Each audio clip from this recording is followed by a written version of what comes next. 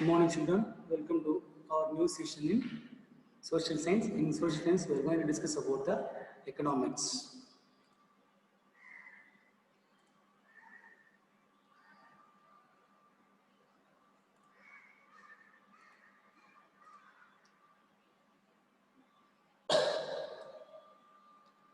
So, in economics, we saw the introduction to about economics and how GDP is calculated. That and all we gave or we saw the introduction in the previous videos, and in this video we are going to discuss about the different methods or various terms associated with the national income. So national income க்கு வேற என்னலாம் different name கொடுத்திருக்காங்க, அதை எப்படி measure பண்றாங்க அப்படின்றது தான் நம்ம இதுக்கு அடுத்து வர வீடியோஸ்ல பார்க்க போறோம். First method of measuring the national income is gross national product. So இதுக்கு அப்புறம் நிறைய terms எல்லாமே பாத்தீங்கன்னா இந்த யூனிட் ஃபுல்லாவே GNP, NNP, GDP, NDP, NNP இதே மாதிரி தான் வரும். So don't get confused. பொறுமையா பாருங்க, வீடியோஸை பார்த்துட்டு லிசன் பண்ணிட்டு அதுக்கப்புறம் நீங்க ரீடிங் பண்ணுங்க புக்குக்கு. Various terms associated with the measuring of national income. The first term is gross national product. So gross national product is the total value of goods and services produced and income received in a year by domestic residents of a country. So ஒரு நாட்டுடைய குடிமகன் ஒரு வருஷத்துல அவருடைய வருமானமும் அது மட்டும் இல்லாமல் ஒரு நாட்டில் ஒரு பொருளோட ஒரு சர்வீஸோட டோட்டல் வேல்யூ ஃபைனல் வேல்யூ ஒரு இயரில் என்ன ப்ரொடியூஸ் பண்ணியிருக்காங்களோ என்ன அவுட்புட் வந்திருக்கோ அதுதான் வந்து gross national product. So gross national product is nothing but the total value of குட்ஸ்னா கமாடிட்டி பொருள் ஏதோ ஒரு பொருள் சொல்லலாம் அண்ட் சர்வீசஸ். சர்வீஸ்னா ஃபார் எக்ஸாம்பிள் ஒரு டீ ஷாப் போறீங்கன்னா அந்த டீ சப்ளை உங்களுக்கு சர்வீஸ் பண்ணால் அது ஒரு சர்வீஸ். பேங்கிங் போனால் பேங்கிங் வந்து உங்களுக்கு சர்வீஸ் பண்ணால் அது ஒரு சர்வீஸ். இப்போ ஆட்டோமேட்டிக் சர்வீஸ் பண்ணால் அது ஒரு சர்வீஸ். இந்த மாதிரி ஒரு சில விஷயங்களை தொட்டு உணர முடியாத எல்லாமே வந்து intangible things are known as service. சில விஷயங்கள் தொட்டு உணரவே முடியாது, எல்லாமே சர்வீஸ் தான். So total value of goods and services produced and income received in a year by domestic residents of a country. So income received is nothing but a salary, payment, wages which received in a year by domestic residents. So உள்ளூர் குடிமக்கள் இந்தியாவில் இருக்க ஒரு நாட்டுடைய குடிமகன்கள் அவங்களுடைய வருமானம் ஏதாவது வெளியிலேருந்து ரிசீவ் பண்ணியிருந்தாலோ இல்லை நாட்டுக்குள்ளே ரிசீவ் பண்ணியிருந்தாலோ செய்த வேலைக்காக அதுதான் வந்து income received in year by domestic residents of a country. And it includes profits earned from capital invested abroad. So சில இந்தியர்களுடைய வருமானம் வந்து வெளிநாட்டிலேருந்து தொழில் முதலீடு பண்ணியிருப்பாங்க. அந்த தொழில் முதலீடுடைய வருமானம் நம்ம நாட்டுக்கு தான் வரும். ஸோ அந்த வருமானம் பார்த்தீங்கன்னா அந்த ப்ராஃபிட் அந்த இன்கம் பார்த்தீங்கன்னா அதுவும் பார்த்தீங்கன்னா கிராஸ் நேஷனல் ப்ராடக்ட்ல ஆட் ஆகும். So it's nothing but the total value of goods and services produced and income received in a year by domestic residents of a country along with the profits enjoyed or earned by capital invested abroad. So வெளிநாட்டில் முதலீட்டு பண்ணியிருந்தாலும் அதோடைய வருமானம் நம்ம நாட்டுடைய வருமானத்துக்கு தான் அது ஆட் ஆகும், நம்ம நாட்டுக்கு தான் வரும். ஸோ அதில் ஜிஎன்பி கால்குலேஷனில் என்னென்ன வரும் என்னென்ன ஆட் ஆகும் பார்த்தீங்கன்னா இது ஃபார்முலா எதனாவும் வச்சுங்க, எக்ஸாம்பிள் சம்ஸ் வந்தால் வரலாம். GNP is equal to consumption plus investment plus government expenditure plus X minus M export minus import plus NFIA net factor income from abroad. Net factor income from அப்ராட்னாலும் இப்போ India residence இருக்கிறவங்க ஃபாரின்ல work பண்ணுவாங்க, அவங்களுடைய வருமானமும் இந்தியாவுடைய இன்கம்ல தான் add ஆகும். அதே மாதிரி சில பேர் கம்பெனிஸ் இந்தியன் நேஷனல்ஸ் ஃபாரின்ல கம்பெனி ஸ்டார்ட் பண்ணி அங்க இருந்து ஜெனரேட் பண்ற இன்கம் ப்ராஃபிட் எல்லாமே அது நம்ம நாட்டுடைய வருமானம் தான் ஆட் ஆகும். That is known as net factor income from abroad. இதை லாஸ்ட் செஷன்ல டிஸ்கஸ் பண்ணோம். Gross domestic product total value இங்க வந்து ப்ராடக்ட் இருக்குது, இங்க கிராஸ் நேஷனல் ப்ராடக்ட் இது நேஷனல், இது gross domestic. Goods and services produced by the factors of production within the geographical boundaries of a country. So அப்போ என்னது ஒரு குறிப்பிட்ட காலகட்டங்களில் ஒரு கொடுக்கப்பட்ட பீரியடில் ஒரு கொடுக்கப்பட்ட இயரில் ஃபேக்டர்ஸ் ஆஃப் ப்ரொடக்ஷன் என்னது லேண்டு, லேபர், கேபிட்டல், ஆர்கனைசேஷன். இந்த நாளையும் சேர்த்து ஏதோ ஒரு ப்ராஃபிட்டோ ஒரு கம்பெனி ஒரு ப்ராஃபிட் ஆரம்பிக்குன்னா அவன் வந்து ஒரு ஓனர். இப்போ ஒரு லேபர் ஏதோ வேலை செய்து இன்கம் சேலரியோ வேஜோ வாங்கினா அதான் வந்து அவங்களோட சர்வீஸுக்கு அவங்க கிடைக்கிற income. That is known as total value of output. ஒட்டுமொத்த உற்பத்தியும் என்னது ஒட்டுமொத்த உற்பத்தி என்னது ஏதோ ஒரு ஒட்டுமொத்த பொருளுடைய உற்பத்தி, அது கூடவே சர்வீஸு, அது மட்டும் யாரோ எதோட சர்வீஸு இந்த உற்பத்தி காரணிகள் இருக்குல்ல factors of production land, labour, capital, இது நாளுடைய total value of output, final output. அப்படின்னு என்னது ஒரு பொருள் உற்பத்தி பண்ணிட்டா ஒரு ஃபைனலாக விற்கும் போது ஒரு லாபம் கிடைக்கும். அந்த லாபத்துக்கு தான் டோட்டல் வேல்யூ ஆஃப் அவுட்புட். அதே மாதிரி இப்போ நீங்கள் சர்வீஸ் பண்ணுறீங்க, சப்போஸ் டீச் பண்ணுறோம் இல்லை வேறு ஏதோ ஒரு ஆஃபீஸில் ஒர்க் பண்ணுறோம்னா என்ன பண்ணுவாங்க, அதுக்கு இன்கம் கொடுப்பாங்க. அந்த ஃபைனலாக அந்த மந்த் எண்ட் இயரில் என்ன சேலரி கொடுவாங்களோ அதுதான் வந்து total value of output. That is known as total value of output of goods and services produced by the factors of production within the geographical boundaries of the country. So நம்ம நாட்டுக்குள்ள நம்ம domestic nation உள்ள இந்த factors of production land, labour, capital, organisation, இந்த 4 சம்பந்தப்பட்ட விஷயங்கள் ஒரு உள்நாட்டுக்குள்ள உற்பத்தி பண்ற அவங்களுடைய ஃபைனல் அவுட்புட், அதோடைய லாபம், அதுதான் வந்து gross domestic product. Net national product என்னன்னா, நெட் நேஷனல் ப்ராடக்ட் வந்து already part of a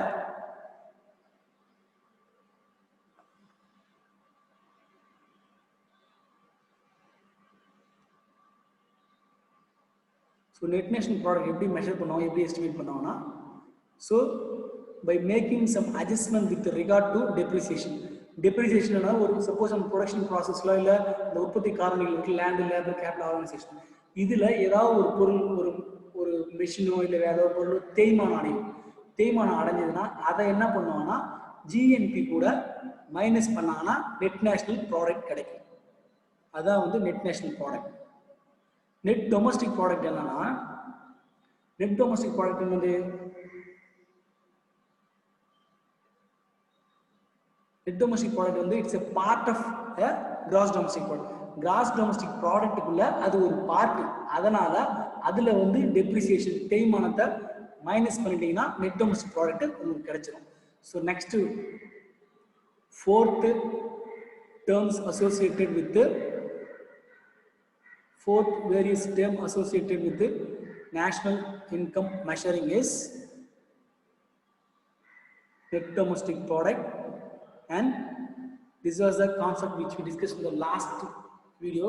So just again I am repeating and rewinding that, so just giving an outline about that concept. So in this session we are going to discuss about the new one, that is up to this we discussed. So next concept is per capita income and personal income. Then again, what are the different methods of calculating GDP, that all we are going to see in this video. That is expenditure approach, income approach, value added approach. Per capita income, personal income, these 3 different approaches we are going to discuss in this session. So per capita income. Per capita income or output per person is an indicator to show the living standard of people in a country. So per means one individual or one. Output per person na enadhu தனிநபருடைய ஒரு output, அவரால் என்ன produce பண்ண முடியும். ஒரு என்ன இன்னைக்கு work பண்றாருன்னா ஒரு 1000 மூட்டை 1000 மூட்டையோ 1000 பேக் மட்டும் தான் அவரால் பாக்ஸ் பண்ண முடியும், இல்லை ஒரு ப்ராடக்டை ஷிப் பண்ண முடியும் அப்படிங்கிறது தான் அவுட்புட். தனிநபருடைய வருமானத்தை மெஷர் பண்றது பேர் தான் பர் கேபிட்டா இன்கம். ஸோ அதை எப்படி அரைவ் பண்ணுவாங்க, எப்படி அப்ளை பண்ணுவாங்க பார்த்தீங்கன்னா, per capita income is equal to national income by the divided by total population of a country. So இப்போ தனிநபருடைய தனிநபர் வருமானத்தை எப்படி அளவு எடுப்பாங்க, எப்படி மெஷர் பண்ணுவாங்க, எப்படி எஸ்டிமேட் பண்ணுவாங்கன்னா, per capita income PCI is equal to national income divided by total population of a country. இப்படி போட்டா இந்தியாவுடைய தனிநபர் வருமானம் கிடைக்கும். That's it. So next concept is personal income. So personal income is a total money income received by individuals and households of a country from all possible sources before direct taxes. Therefore, the personal income can be expressed as follows. So, personal income தனிநபர் வருமானம் இது வந்து தனிநபர் 6th வந்து personal income தனிநபர் வருமானம் இது பர்ன்றது average income சொல்லலாம். ஆவரேஜ்னா ஒரு தனிநபர் இந்திய குடிமகனுடைய தனிநபர் ஆவரேஜ் வருமானம் என்னன்றது தான் பர் கேபிட்டா இன்கம். இது வந்து தனிநபர் வருமானம். பர்ன்றது ஆவரேஜ், பர்சனல்ன்றது ஒரு இண்டிவிஜுவலுடைய வருமானம். ஸோ அது எப்படி அரைவ் பண்ணுவாங்கன்னா, ஒரு ஹவுஸ் ஹோல்டோ இல்லை இண்டிவிஜுவலோ ஏதோ ஒரு சோர்ஸ்லேருந்து இன்கம் ரிசீவ் பண்ணுறாரு. For example, total money or total salary or total wages or total remuneration received by any individual or an household of a country. ஒரு நாட்டில் வசிக்கிற ஒரு குடும்பத்தோடைய வருமானம் எப்படி, டோட்டல் வருமானம் எப்படி அவங்களுக்கு வருதோ அது மட்டும் இல்லாமல் ஒரு தனிநபர் வருமானம் எப்படி வருதுன்னா, எல்லா பாசிபிள் சோர்ஸஸ், ஒன்று அவங்க வேலை செய்வாங்க, இல்லை வேற பிஸ்னஸ் பண்ணுவாங்க, இது எல்லாத்துலேருந்து வர்ற வருமானம், வேஜஸ், ரெம்யூனரேஷன், சேலரி தான் பர்சனல் இன்கம் சொல்லுவாங்க. அது கூட டாக்ஸ் பே பண்றதுக்கு முன்னாடி, that is known as personal income. So personal income எப்படி கால்குலேட் பண்ணுவாங்கன்னா, personal income is equal to national income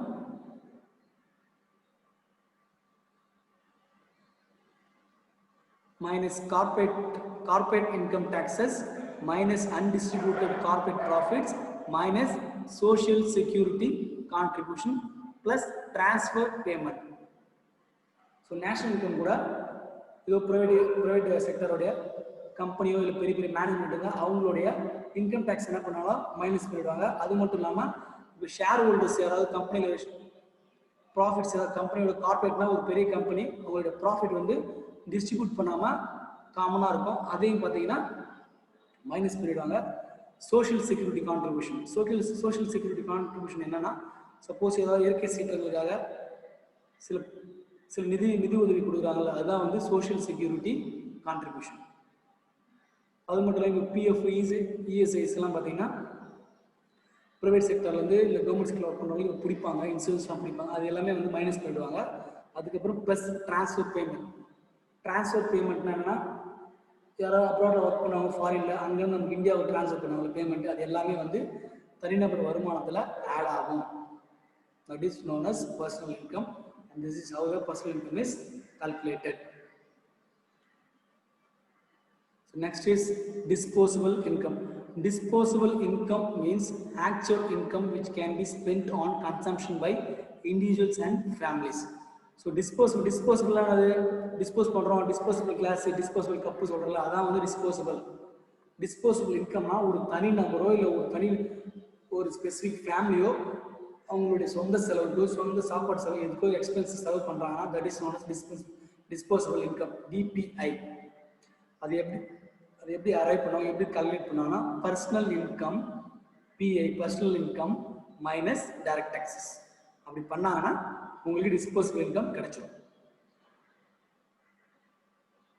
Suppose consumption approach, disposable income is equal to consumption expenditure plus savings.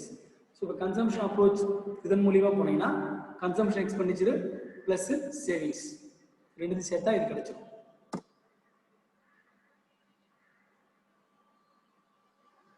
So next concept is gross domestic product.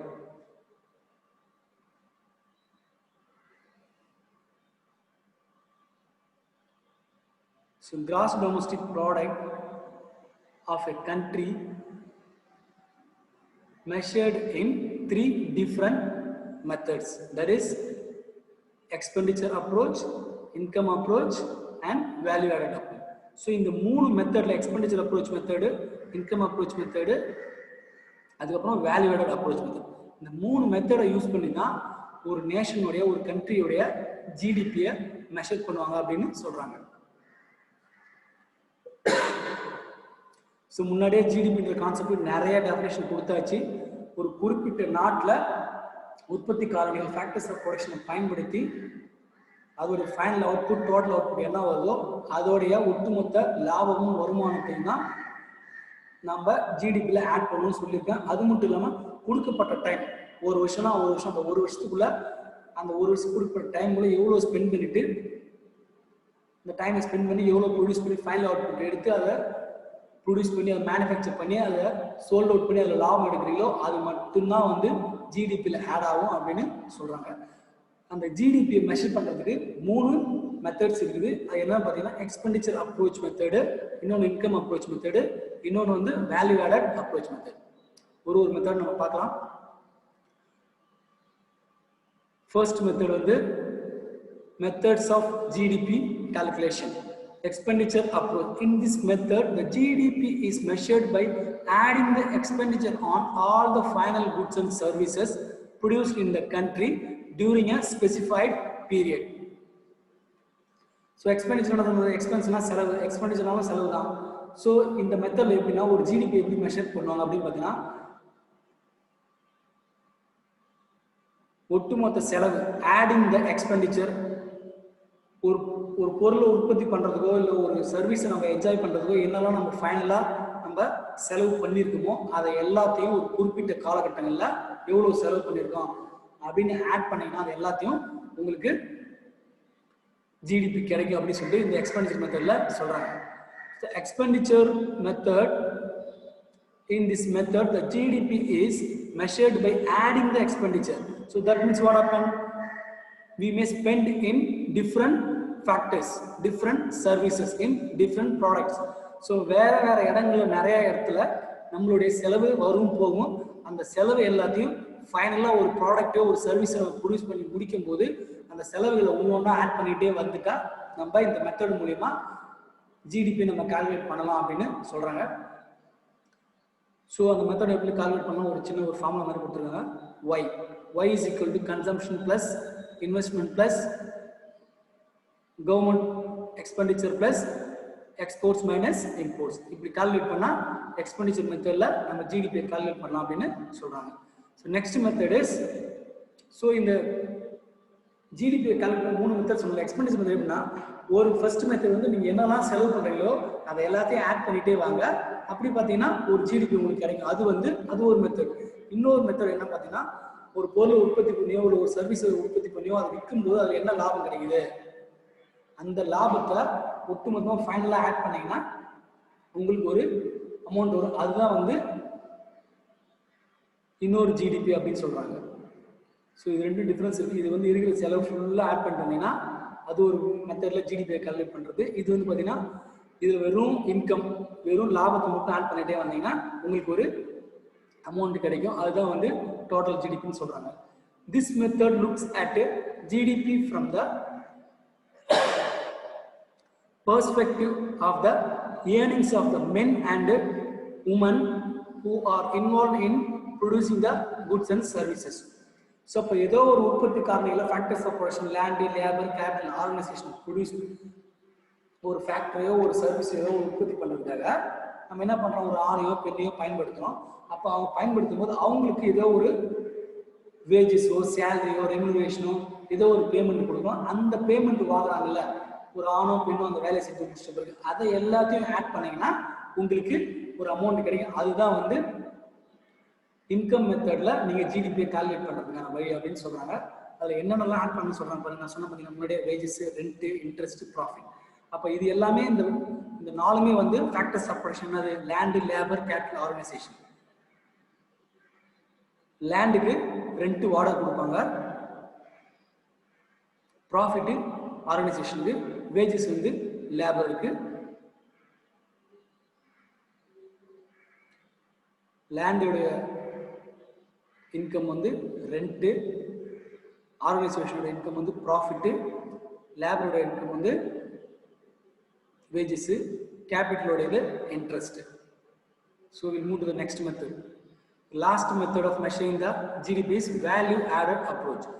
A cup of tea served to you in a hotel is a final good. The good used to produce it tea powder, milk and sugar are intermediate goods since they form a part of the final good, the cup of a tea.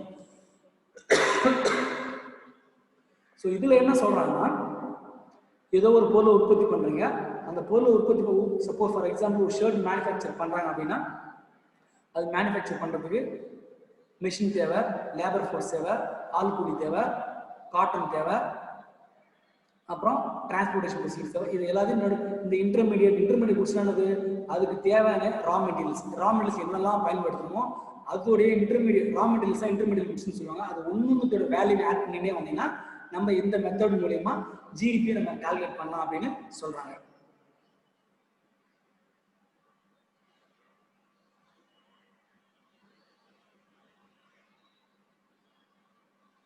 So in the value added approach, the value added by each intermediate good is summed to estimate the value of final goods. So அப்ப அந்த ஒரு final குட்டோட value நம்ம கண்டுபிடிக்கணும்னா ஒரு intermediate குட்டும் அப்படி இல்லைன்னா raw material use பண்றோம்ல அந்த ரா மெட்டீரியலோட value அதோடைய பிரைஸ் அதோட மதிப்பு நம்ம ஆட் பண்ணிட்டே வந்தீங்கன்னா இந்த ஃபைனல் குட்டோட வேல்யூ கிடைச்சிடும். அதை எடுத்து நீங்க ஆட் பண்ணீங்கன்னா உங்களுக்கு இந்த மெத்தட் மூலமா ஜிடிபியை கால்குலேட் பண்ணலாம் அப்படின்னு சொல்றாங்க. So next is importance of GDP.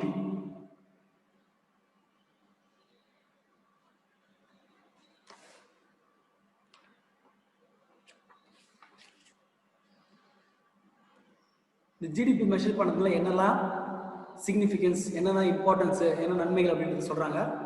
So ஒரு நாட்டோடைய வளர்ச்சியை we can analyze and study அப்படின்னு சொல்றாங்க. Study of economic growth. Unequal distribution of wealth. So unequal distribution of wealth means what? So இந்த ஜிடிபி மெஷர் பண்ணதுனால எல்லாருக்கும் சமமான சரியான நிலையில அவங்கவுங்களுக்கு தேவையான பொருளாதாரம், சொத்து, வசதி எல்லாமே கரெக்டா இருக்கு அப்படின்னு சொல்லிட்டு நம்ம கணக்கிடலாம் அப்படின்னு சொல்லிட்டு இந்த ஜிடிபி மெஷர் பண்ணா கிடைக்கும் அப்படின்னு சொல்றாங்க. அதுக்கப்புறம் பாத்தீங்கன்னா இன்ஃப்ளேஷன்னா பணவீக்கம், பொருளோட விலைவாசி கடகடன்னு உயர்றது தான் இன்ஃப்ளேஷன். டீஃப்ளேஷன்னா பொருளுடைய மதிப்பு, வேல்யூ எல்லாமே குறைஞ்சி போகிறது டீஃப்ளேஷன். ஃபோர்த் இம்பார்ட்டன்ஸ் என்னன்னு பார்த்தீங்கன்னா comparison with developed countries of the world. So வளர்ச்சி அடைஞ்ச நாடுகள் கூட நம்மளுடைய வளர்ச்சி நம்ம ஒப்பிட்டு பார்க்கறதுக்கு இந்த ஜிடிபி மெஷர் பண்ணுறது ரொம்ப முக்கியமாக இருக்கும் அப்படின்னு சொல்கிறாங்க. அது மட்டும் இல்லாமல் estimate the purchasing power. Estimate the purchasing பவர்னா என்னன்னா நீங்கள் 9th படிச்சிருக்கலாம் மேபி. பர்ச்சேசிங் பவர் என்னன்னா இங்கே வந்து நீங்கள் 100 ரூபா கொடுத்து 4 நோட்புக்கோ இல்லை 4 வாட்டர் பாட்டிலோ 4 பெண்ணோ வாங்குறீங்கன்னா அதே எபிலிட்டி, அதே பொட்டன்ஷியல் வந்து ஃபாரின் கண்ட்ரிக்கு வேற எங்கே போனாலும் அதே 100 ரூபா கொடுத்து அதே 100 ரூபா கிடையாது அந்த நாட்டில் 4 பொருளோடைய விலை என்னவோ அதை உங்களால் காசு கொடுத்து வாங்க முடியுமா? அந்த 4 பாட்டிலோடைய பெண்ணு இங்கே 100 ரூபா. சப்போஸ் இங்கே அங்கே ஃபாரின் கண்ட்ரிக்கு போனீங்கன்னா அங்கே போனால் 200 ரூபா சொல்லுவோம். அந்த 200 ரூபா கொடுத்து உங்களால் வாங்க முடியுமான்றதை நம்ம எஸ்டிமேட் பண்ணலாம், மெஷர் பண்ண முடியும், கால்குலேட் பண்ண முடியுன்றது தான் பர்ச்சேசிங் பவர். தனிநபர் வாங்கும் திறன். இங்கே 100 ரூபா கொடுத்து 4 புக்ஸோ 4 நோட்டு 4 பாட்டில் வாங்கிடலாம் அவரால். பட் ஃபாரின் போயிட்டு அதே மாதிரி அதே 4 பாட்டில், அதே 4 பெண்ணை, அதே 4 நோட்டு அவரால் வாங்க முடியுமா அப்படின்றத இந்த ஜிடிபி மூலிமா நம்ம மெஷர் பண்ண நம்ம தெரிஞ்சுக்கலாம் அப்படின்னு சொல்றாங்க. நெக்ஸ்ட் வந்து பப்ளிக் செக்டர். ஸோ கவர்மெண்டோடைய வளர்ச்சி எப்படி இருக்கு, எப்படி பெர்ஃபார்ம் பண்றாங்க, அரசு துறை எப்படி செயல்படுறத பப்ளிக் செக்டர் கம்பெனிஸு ஆர்கனைசேஷன்ஸ்லாம் இருக்குல்ல அதெல்லாம் எப்படி வந்து ஒர்க் ஆகுறத எஸ்டிமேட் பண்ணலாம். அதுக்கப்புறம் பார்த்தீங்கன்னா guide to economic planning. So பொருளாதார திட்டமிடுதலுக்கு இந்த ஜிடிபி இருக்க மெஷர்மெண்ட் நம்ம பண்ணோம்னா பொருளாதார திட்டமிடுதலுக்கு இது வந்து ரொம்ப யூஸ்ஃபுல்லாக இருக்கும் அப்படின்னு சொல்றாங்க. ஸோ நெக்ஸ்ட் கான்செப்ட் இஸ் இப்போ வந்து இம்பார்ட்டன்ஸு ஆல்மோஸ்ட் அட்வான்டேஜஸ்லாம் பார்த்து ஜிடிபியோடது. அதுக்கடுத்து பார்த்தீங்கன்னா demerits. Demerits is nothing but limitations of GDP, limitations of gross domestic product. இதனால என்னெல்லாம் தீமையில இந்த ஜிடிபி மெஷர் பண்ண அப்படின்றத சொல்றாங்க. பாப்பா என்னன்னு.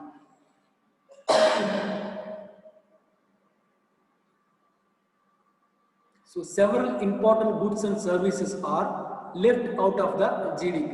So என்ன சொல்றாங்கன்னா GDP includes only the goods and services sold in the market. The services provided by the parents to their children is very important, but it is not included in the GDP because it is not sold in the market. Likewise, clean air, which is vital for a healthy life, has no market value and is left out of the GDP. So, என்ன சொல்றாங்கன்னா ஜிடிபியோட என்ன தீமைகள் என்னன்னு பார்த்தீங்கன்னா, demerits limitations என்னன்னு பார்த்தீங்கன்னா, எல்லா பொருளுடைய ஃபைனல் குட்ஸு ஃபைனல் சர்வீஸ் அதோடைய வேல்யூ மட்டும் தான் எடுத்துருக்கோம். பட் இந்த ஒரு மதர் ஃபாதருடைய அஃபெக்ஷன், அவங்களோட கேரிங்கு, அவங்க நம்மளை கவனிச்சுக்கிறாங்க சின்ன வயசுலேருந்து, அதோடைய வேல்யூ வந்து எதுவுமே கன்சிடர் பண்ண மாட்டாங்க, அதை எடுத்துக்க மாட்டாங்க. நேஷனல் எஸ்டிமேஷனில் நேஷனல் கால்குலேஷனில் பேரண்ட்ஸோடைய love and affection care are not included in the national estimation. அது வந்து எஸ்டிமேட் பண்ணாமல் அதை எக்ஸ்க்ளூட் பண்ணுறதுனால இது வந்து ஒரு மிகப்பெரிய டீலிமிட்டேஷன் டிஸ்அட்வான்டேஜ் அப்படின்னு சொல்கிறாங்க. அது மட்டும் இல்லாமல் அதுக்கு வந்து எந்த ஒரு மார்க்கெட் வேல்யூமே அதை வந்து ஃபிக்ஸ் பண்ண மாட்டாங்க அப்படின்னு சொல்ல. அடுத்து என்ன இன்னொரு லிமிடேஷன்ஸ் பார்த்தீங்கன்னா, GDP measures only quantity but not quality. So GDP measure பண்ணுறோம், அந்த பொருள் தரமாக இருக்கா இல்லை குவாலிட்டியாக இருக்கா, பக்காவாக இருக்கா, நல்ல கண்டிஷன் இருக்கா, அதை யாரும் நாம் செக் பண்ணுறதே கிடையாது. ஜஸ்ட் குவான்டிட்டி, ஒரு 1000 பாக்ஸ் ப்ரொடியூஸ் பண்ணுறான், 1000 பேகு ஜூட் பேக் ப்ரொடியூஸ் பண்ணுறான் தான் மெஷர் பண்ணுறாங்க தவிர அது நல்ல குவாலிட்டியாக இருக்கா நல்ல தரமாக இருக்கா அப்படின்றத யாரும் பார்க்குறதே கிடையாது. அதனால இது ஒரு பெரிய டிஸ்அட்வான்டேஜ் அப்படின்னு சொல்கிறாங்க. அடுத்த டிஸ்அட்வான்டேஜ் என்னன்னு பார்த்தோம்னா, GDP does not tell us about the way income is distributed in the country. GDP of a country may be growing rapidly, but income may be distributed so unequally that only a small percentage of people may be benefiting from it. So முன்னாடி நம்ம என்ன பார்த்தோம், importance of GDP என்ன பார்த்தோம், எல்லாருக்கும் ஈக்குவலாக வந்து wealth வருமானம் எல்லாரும் சமமாக போகுதுன்னு பார்த்தோம். பட் இதோட தீமைகள் என்னன்னு பார்த்தீங்கன்னா, ஜிடிபியோட ஒரு பக்கம் நம்ம நாட்டோட வளர்ச்சியை மெஷர் பண்ணுறோம், வருமானத்தை மெஷர் பண்ணுறோம், எல்லாருக்கும் எல்லாம் கொடுக்குன்னு சொல்கிறோம். பட் ஒரு கேஸ் என்னன்னா, ஒரு குறிப்பிட்ட மக்களுக்கு, தாழ்த்தப்பட்ட மக்கள் இல்லை பின்தங்கிய மக்களுக்கு அவங்களுக்கு சரியான அளவில் ஈக்குவலான அளவில் லாபமோ எந்த ஒரு சோஷியல் சர்வீஸோ எந்த ஒரு ஸ்கீமோ வந்து சேர மாட்டுது, எந்த ஒரு ப்ரொவிஷனும் கிடைக்க மாட்டுது. அதனால இந்த ஜிடிபி மெஷர் பண்ணுறது ஒரு மிகப்பெரிய லிமிடேஷன், அது ஒரு டிஸ்அட்வான்டேஜ் அப்படின்னு சொல்கிறாங்க.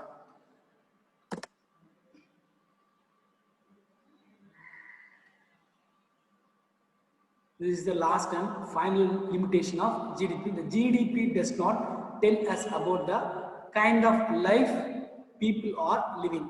So GDP நம்ம என்ன பண்றோம், ஒரு தனிநபர் வருமானம், ஒரு பொருள் ப்ரொடக்ஷன் பண்றோம், இவ்வளவு ப்ரொடக்ஷன் பண்றோம், இன்டர்மீடியட் குட்ஸ் மெஷர் பண்றோம், எல்லாத்தையும் மெஷர் பண்றோம். But still GDP does not measures the standard of living of a people. ஒரு நாளைக்கு நிறைய பேர் சாப்பாடு இல்லாம வாழ்வாதாரம் இல்லாம நிறைய பேர் இறந்து போறாங்க. அதெல்லாம் இந்த டெமோக்ராட்டிக் நேஷன்ல இதை யாரும் மெஷர் பண்றது இல்லை அப்படின்னு சொல்லிட்டு இது மிகப்பெரிய ஒரு ஜிடிபியோட லிமிடேஷன் அப்படின்னு சொல்றாங்க. So with this limitation of GDP concept ends and importance of GDP we saw in the previous slide various terms which is relating to the measuring of national income and all we discussed in this session. The final thing is there is a GK given in your textbook. This is the important thing. So Central Statistical Organization. So Central Statistical Organization ஒரு அரசாங்க நிறுவனம் தான். அது ministry of statistical department கீழே work ஆகுது. அதுதான் பார்த்தீங்கன்னா இந்த ஜிடிபின்ற கான்செப்டை ரெக்கார்ட் ஃபுல்லாக மெயின்டைன் பண்ணுது. இவங்க தான் ஆனுவல் சர்வே ஒரு வருஷமும் இறுதி ஆண்டு அறிக்கை உருவாக்கி அதை மெஷர் பண்ணுறாங்க அப்படின்னு சொல்கிறாங்க. அது மட்டும் இல்லாமல் இந்த சிஎஸ்ஓ சென்ட்ரல் ஸ்டாட்டிஸ்டிக்கல் ஆர்கனைசேஷன் வந்து நிறைய வேற ஒரு சில விஷயங்களை கம்பைல் பண்ணுறாங்க, ரெக்கார்ட்ஸ் மெயின்டைன் பண்ணுறாங்க. அது என்ன பார்த்தீங்கன்னா index of industrial production and consumer price index. CPI தான் கன்சியூமர் ப்ரைஸ் இண்டெக்ஸ், ஐஐபினா index of industrial production. So with this we will end this session. Remaining things we will see in the next session. Thank you.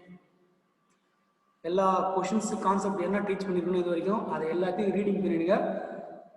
Assignment என்னன்னா நீங்களே questions book packs 1 marks கண்டுபிடிச்சி mark பண்ணிடுங்க. Daily பார்க்குற வீடியோஸை reading கொடுங்க. Get familiar with terms and definitions, questions and new words. That is more than enough to prepare for your final exam. Let me hope for the better normal opening of our life. Thank you. See you in the next session.